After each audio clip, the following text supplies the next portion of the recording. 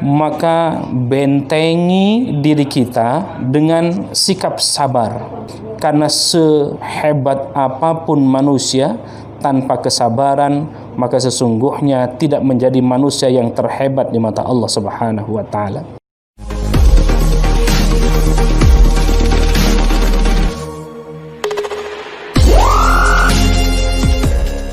Bismillahirrahmanirrahim. Assalamualaikum warahmatullahi wabarakatuh. Bismillah, walhamdulillah, wassalatu wassalamu ala rasulillah wa ala alihi wa sahbihi wa mawala. Amma ba'du. Faqala Allah Ta'ala fil Qur'anil Karim, a'udhu billahi minasy syaithanir rajim. Bismillahirrahmanirrahim. Idza asabatshum musibah qalu inna lillahi wa inna ilaihi raji'un. Para pemirsa, para pendengar yang berbahagia, kita akan membincang tentang bagaimana sikap muslim menghadapi satu musibah.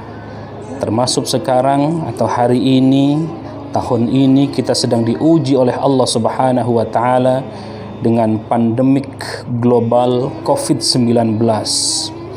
Lalu bagaimana sikap seorang muslim? Melalui ayat yang saya kutip tadi, idza asabatshum musibah qalu inna lillahi wa inna ilaihi raji'un. Tatkala musibah itu menghampiri kita, qalu inna lillahi wa inna ilaihi raji'un, maka kata Allah, katakan inna lillahi, sesungguhnya dari Allah, wa inna ilaihi raji'un, dan akan kembali kepada Allah Subhanahu wa taala.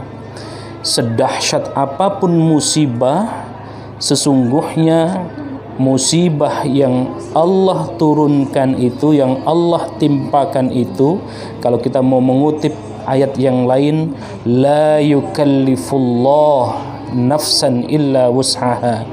La yukallifullaha nafsan illa wus'aha. Allah tidak akan memberikan satu musibah, menimpakan satu musibah illa wus'aha, kecuali sesuai dengan kadar dari kemampuan seseorang yang diberikan ujian oleh Allah Subhanahu wa taala. Wa inna ilaihi raji'un, musibah yang Allah timpakan kepada satu kaum, kepada satu bangsa, kepada satu negara, itu milik Allah, dari Allah, dan akan kembali kepada Allah. Jangankan musibah, termasuk kematian sekalipun, maka kita semua manusia ini dari Allah, dan semuanya akan kembali kepada Allah Subhanahu wa taala. Lalu apa sikap kita? Sikap kita adalah yang pertama, bersabar. Kata Allah, wasta'inu bis-sabri was-shalah, minta tolonglah kepada Allah Subhanahu wa taala. Wasta'inu bis-sabri, dengan sabar, was-shalah, dan menjalankan ibadah salat. Hebatnya redaksi ayat ini, Allah menggunakan atau mendahulukan as-sabar. Setelah itu baru kemudian kita melakukan sholat. Maka bentengi diri kita dengan sikap sabar. Karena sehebat apapun manusia tanpa kesabaran, maka sesungguhnya tidak menjadi manusia yang terhebat di mata Allah Subhanahu wa taala. Kalau kita sudah bentengi dengan sabar, maka bentengi yang kedua berdasarkan ayat tadi dengan sholat. Tidak ada satu kondisi apapun kecuali kita bisa dekati dengan sholat. As-sholah huwa ad-du'a. Sholat itu adalah doa. Maka perbanyak sholat, perbanyak sabar, perbanyak ibadah sholat. Sesungguhnya itu sedang mendoa kebaikan untuk kita semua. Selain sabar, selain sholat, lalu apalagi sikap kita? Ada satu ayat juga yang menarik, yang bisa menguatkan kita. Kata Allah, la takhaf wa la tahzan innallaha ma'ana. Bagi jamaah umrah, jamaah haji, ayat ini sering disampaikan ketika kita akan ziarah, ya. Begitu kita akan ziarah ke Jabal Thur, disitulah Rasulullah SAW diuji oleh Allah Subhanahu wa Ta'ala, dikejar-kejar oleh kafir Quraisy, ingin dibunuh, sampai akhirnya Rasulullah mendaki gunung yang sangat terjal. Gunung itu dinamakan Jabal Thur. 3 hari 3 malam Rasulullah SAW yang didampingi oleh Abu Bakar As-Siddiq.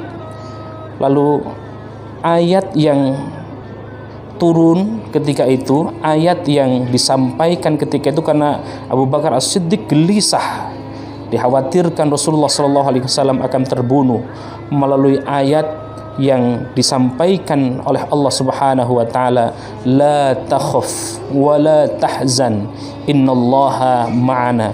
Jangan terlalu risau berlebihan, jangan terlalu ketakutan yang berlebihan. Ingat, ada satu kisah, ya, satu ulama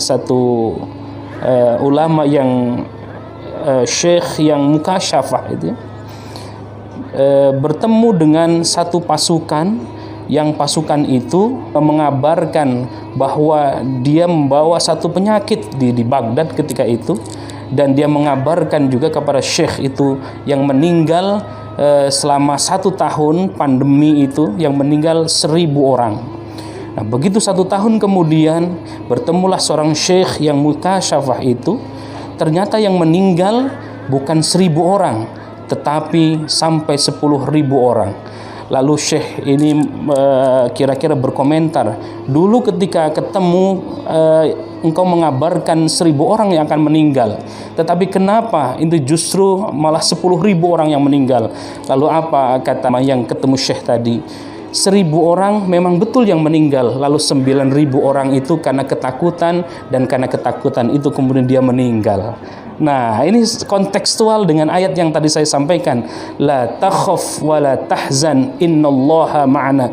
Kuncinya ada innallaha ma'ana. Ini akidah yang kuat.